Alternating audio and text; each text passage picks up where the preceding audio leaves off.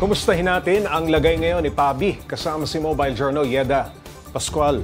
Yeda, ano na ang kondisyon ni Pabi sa ngayon?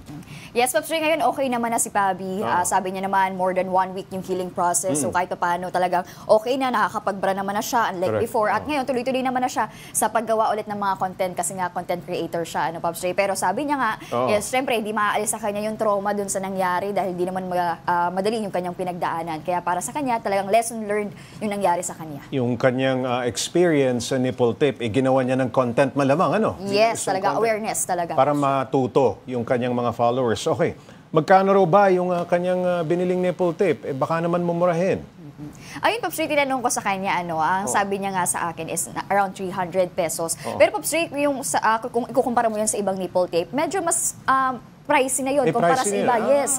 Meron kasi ibang mga nipple tape na nasa 100, 200 pesos. Mas mura pa. Yes, mas mura pa. Pero Pops Ray, hindi niya ina-expect na mangyayari yun sa kanya, di ba? Kasi hindi naman mumurahin at branded naman yung kanyang nipple tape na binili. Tapos humantong pa sa isang operasyon, no, para i-drain ka mo.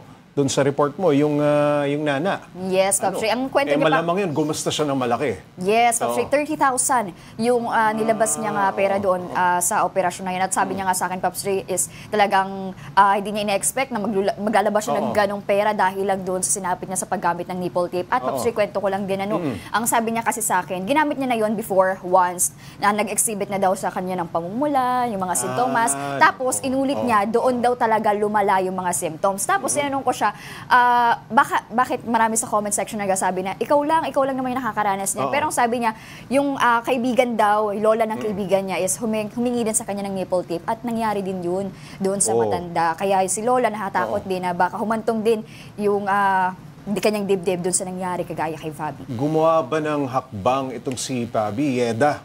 At nagreklamo doon mismo sa gumagawa ng nipple tape?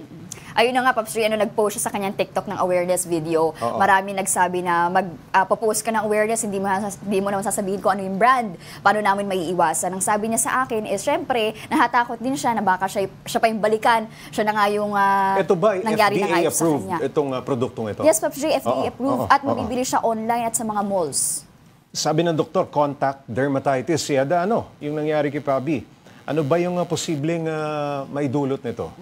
Pops Ray, ito palang contact dermatitis, dalawang klase ito, sabi ni Doc. Yung irritant contact dermatitis, ito yung kapag nilagay mo pa lang sa balat mo, agad-agad lalabas na yung mga simptomas. May reaction agad? Yes. Yung kay Pabi naman is allergic contact dermatitis. Ito naman is yung after several hours pa mag-i-exhibit yung mga symptoms. Ito kasi, Pops Ray, yung contact dermatitis, ito yung mga chemical na pag pinahid mo o nilapat mo sa balat mo, magkakos nga siya ng pamamaga, pangangati, pamumula. So yung mga sample daw niya, yung mga fragrances, cosmetics, nickel, mga soap, at ayan, yung adhesive sa nipple tape. So ilan yan sa mga halimbawa ng mga chemical na maaaring mag-cause yung mga chemical na lalapat sa iyong balat na hindi naman talaga hiyang yung balat mo. Yes, talagang may allergy ka pala nang hindi mo alam. Alright, maraming salamat. Mobile Journal Yeda Pascual.